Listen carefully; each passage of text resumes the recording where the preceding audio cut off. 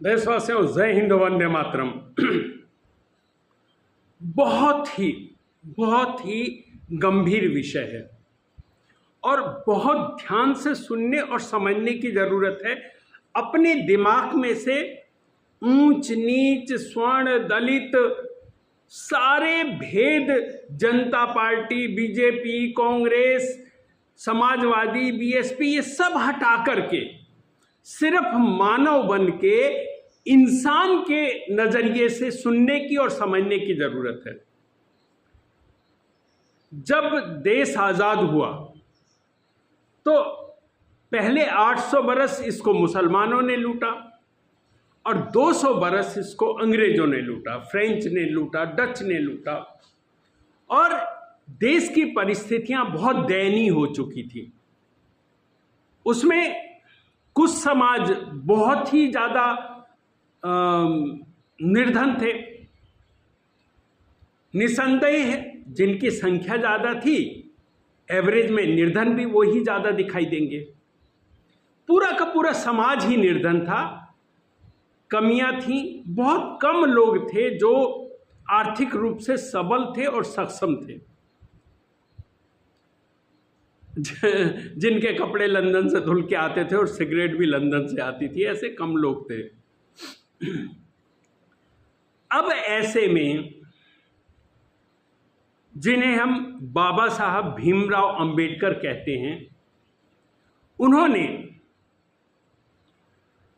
गरीबों के लिए, उन गरीबों के लिए जो ज्यादातर बहुसंख्यक समाज से थे, उनके लिए 10 साल के लिए संविधान में आरक्षण की व्यवस्था की। कितने के लिए? 10 साल के लिए। तुम्हें कसम है बाबा साहेब अंबेडकर की, अगर तुम उनको अपना पूजनीय मानते हो और सच में आस्था रखते हो, स्वार्थ से ऊपर उठ करके, तो ध्यान से सुनना और समझना। बाबा साहेब अंबेडकर ने संविधान में आरक्षण की व्यवस्था सिर्फ 10 साल के लिए की थी और उन्होंने कहा था कि सदैव का आरक्षण जो है वो समाज को कभी भी आगे नहीं ले जा सकता। इसलिए एक समय काल के लिए, एक कालखंड के लिए उनको इस लायक बनाने के लिए कि वो निर्धन लोग उन लोगों के बराबर आके खड़े हो सके, उनको प्राथमिकता देनी है। ये आरक्षण का सिद्धांत था बाबा साहेब अंबेडकर का। उन्होंने ऐसी कल्पना की थी कि 10 साल में उन सभी लोगों की आर्थिक स्थिति सही हो जाएगी, परंतु दुर्दैव से बाबा साहेब अंबेडकर का बहुत जल्दी निधन हो गया और कांग्रेस ने कभी भी बाबा साहेब अंबेडकर को जीत करके संसद में नहीं पहुंचने दिया। वो जब भी इलेक्शन में खड़े हुए हर बार हारे। अब जो रिजर्वेशन, जो आरक्षण लागू हुआ, वो जिस नियति और जिस भावना को लेकर के लागू किया गया था, वो संविधान लागू होने के आज 76 सालों के बाद भी वैसा का ही वैसा है। आज भी SC ST समाज के 90% लोग, उनको इस चीज का कोई लाभ नहीं मिला। एक सार्वजनिक उद्भव होता है कि सभी का स्तर थोड़ा थोड़ा ऊपर उठता है समय के साथ, कालखंड के साथ।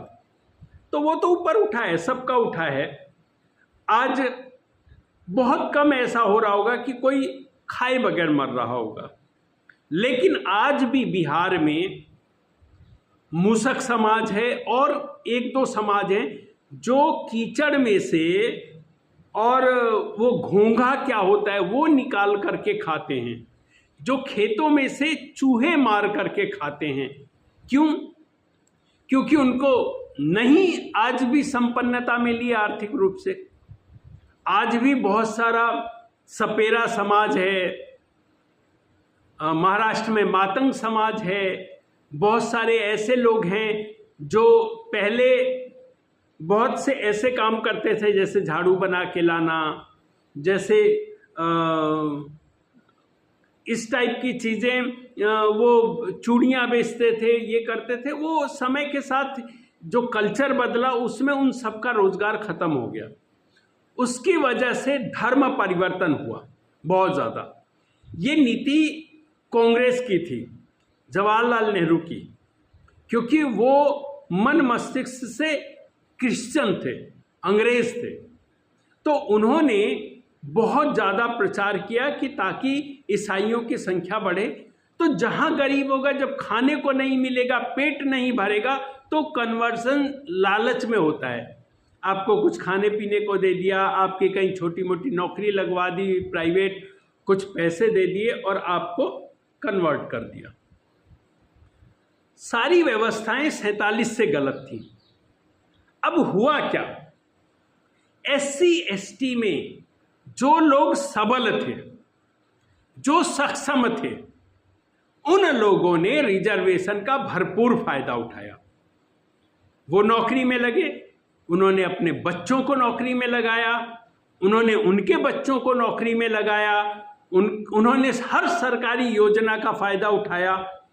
और जो लोग SC ST में गरीब थे, निर्धन थे, उनको आरक्षण का कोई लाभ नहीं मिला। होना ये चाहिए था। सच्चाई ये है कि SC ST का अधिकार सामान्य वर्ग ने नहीं मारा हुआ है। SC ST के अधिकारों को SC ST के सबल और सक्षम लोगों ने मारा हुआ है।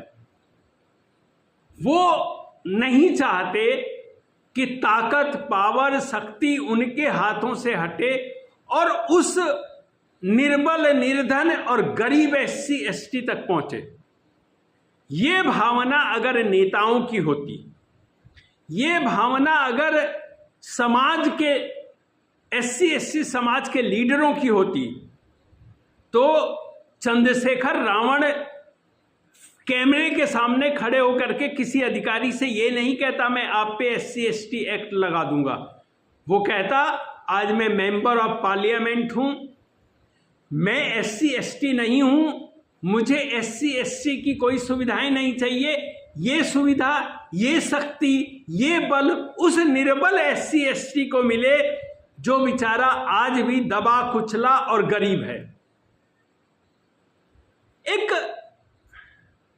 सामान्य मानवीय भावना होनी चाहिए व्यक्ति में कि मैंने पेट भर लिया, मेरा पेट भरा हुआ है, तो मैं जो खा चुका हूं उसके बाद जो बचा खुचा है वो मैं अपने लिए ना रखूं कि मैं कल खाऊंगा, परसों खाऊंगा, बल्कि जो मेरे समाज का, जो मेरे पड़ोस का, जो मेरा भाई आज भूखा है उसकी थाली में डालूं, उसको खाने को दूं।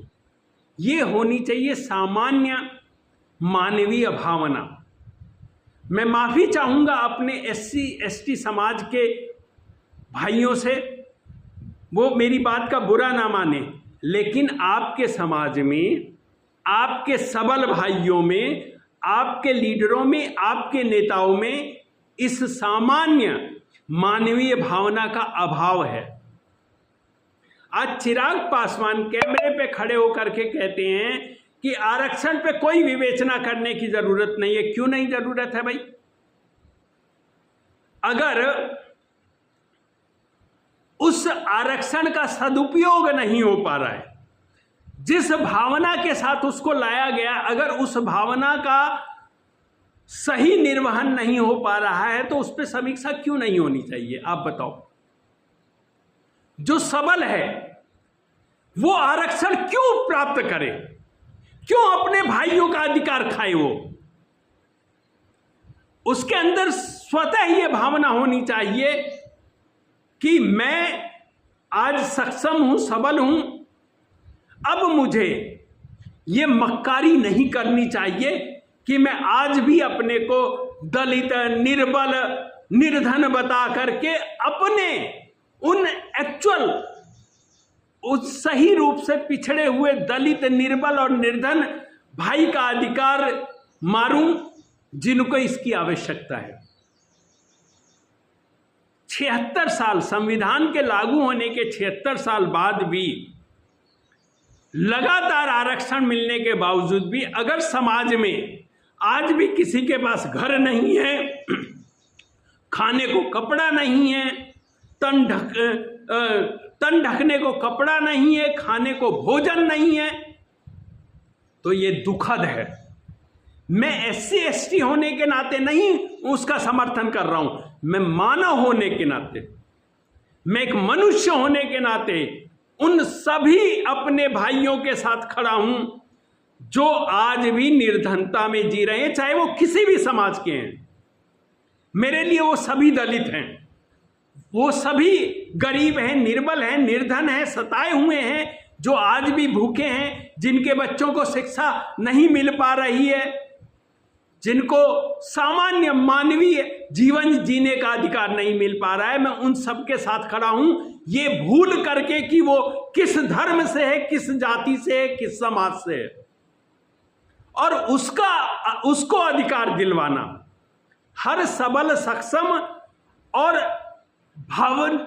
मानवीय भावना से भरे हुए इंसान का दायित्व है। मैं चाहता हूं अगर आरक्षण देना है तो वास्तव में गरीब व्यक्ति को दो, वास्तव में निर्बल व्यक्ति को दो। अरे मान लिया 10 थालियां हैं और 10 व्यक्ति उन थालियों में भोजन कर लेते हैं और बाकी पीछे 90 लोग इंतजार कर रहे हैं कि जब ये थालियां खाली होंगी तो हम इनमें भोजन लेके खाएंगे, खाना खाएंगे। और वो 10 व्यक्ति वो थालियां छोड़ते ही नहीं है, वो खाते भी हैं और वो थालियां अपने साथ ही रखते नहीं, हमें कल भी तो खाने आना है, परसों भी खाने आना है, और वो 90 लोग भूखे रह जाते हैं। तो मैं ऐसे 10 लोगों को समाज का, देश का शत्रु मानता हूं। मेरे 1-2 नहीं, सैकड़ों, हजारों SC और ST समाज के परिचित हैं। कोई मुझे दादा कहता है, कोई मुझे सर कहता है, मैं सबको बेटा कहता हूं, भाई कहता हूं, मेरा बच्चा कहता हूं, मैं उनको हमेशा सही सीख देता हूं। और मैं जहां रहता हूं वहां 100 घर हैं, वहां कई बच्चे मेरे पास आते हैं, दादा दादा बोलते हैं। मैं उनको अपने बच्चे की तरह, अपने बेटे की तरह प्यार करता हूं और मैं चाहता हूं कि उनका जीवन अच्छा हो, उनका जीवन स्तर सुधरे। मेरे बहुत सारे परिचित हैं जो मेरा रेगुलर वीडियो देखते हैं, जिनके पास मैं भेजता हूं, जिनसे कहता हूं बेटा आप लोगों को अपने जीवन स्तर को आगे बढ़ाना है। वो कुछ लोग जो SC ST के आरक्षण की मलाई खा रहे हैं, वो कुछ लोग बहकाते हैं, बरगलाते हैं मेरे बाकी उन भाइयों को जिनको इसका लाभ ही नहीं हुआ आज तक। वो सिर्फ जाति के नाम पे उनके पीछे झंडा उठा के चल रहे हैं। नहीं, नहीं मेरे बच्चों, नहीं मेरे भाइयों, नहीं मेरे दोस्तों, तुम्हें यह देखना है कि इस चीज का तुमको क्या लाभ मिला। अगर तुमको लाभ नहीं मिला तो तुमको यह लाभ लेना है, और जो लोग बार बार ले रहे हैं उनके खिलाफ आवाज उठानी है, ये भूल करके कि वो कौन है, क्यों वो लखपति से करोड़पति से अरबपति होता जाए, और क्यों तुम हर दिन 12 घंटा 14 घंटा मेहनत करो और फिर भी तरसते रहो चीजों के लिए। क्या तुम्हारा अधिकार नहीं है? आज महाराष्ट्र में कितने लीडर मातंग समाज के लोगों को गालियां दे रहे हैं, इतनी अभद्र और गंदी भाषा का प्रयोग कर रहे हैं। मैं उन सब के विरोध में बोलता हूं। आप सही नहीं कर रहे हो।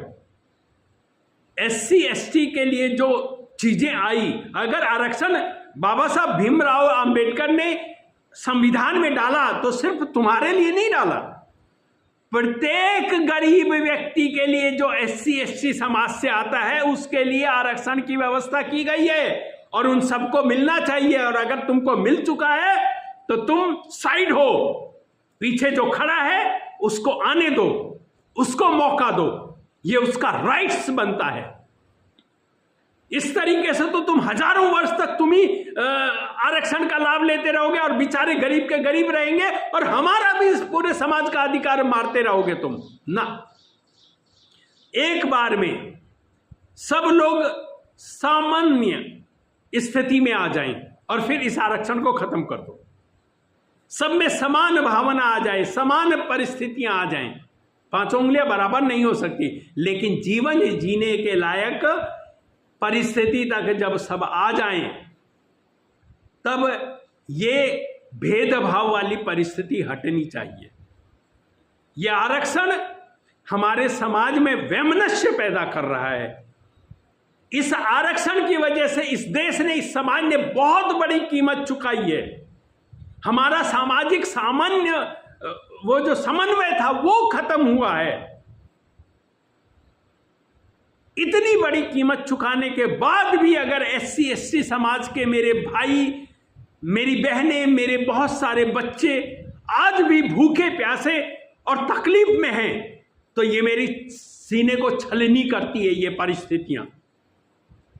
मैं दुखी हूं, मैं इस बात से दुखी हूं कि मंच से खड़े होकर के SC ST समाज के लोग ही SC ST समाज के दूसरे निर्बल लोगों को गालियां दे रहे हैं और उनको सिखा रहे हैं कि हमारे नंबर ज्यादा आते हैं इसलिए हमको आरक्षण में प्रायोरिटी मिलेगी। भैया अगर नंबर और मेरिट की बात है तो फिर छोड़ दो आरक्षण, फिर मेरिट तो सामान्य वर्ग का आता है, उनको आगे जाने दो। वहां क्यों बोलते हो कि हम दीन हैं, हीन हैं, गरीब हैं?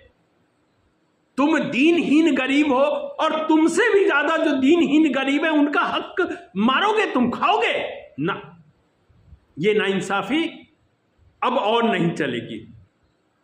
ये जो वोट के लिए सरकारें आंखें बंद करके इस नाइंसाफी को देख रहे हैं, ये अब और नहीं चलेगा।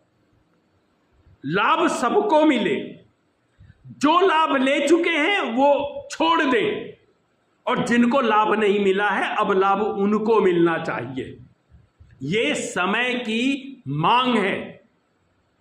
समाज में सब एक लेवल पे आए, ये नहीं कि रामदास अठवले साहब तो होते जाएं करोड़पति अरबपति, अंबेडकर साहब तो होते जाएं करोड़पति अरबपति, और मेरा एक भाई गणेश कल्याण में है, वो बेचारा 12 घंटा रिक्शा चलाए और फिर भी अपने घर का खर्चा ना पूरा कर पाए ना। सभी को समान रूप से आगे बढ़ने का अधिकार है। अगर आरक्षण है तो समान रूप से सबको मिलना चाहिए। किसी भी जाति से हो व्यक्ति, किसी भी धर्म से हो व्यक्ति, अगर वो गरीब है और वो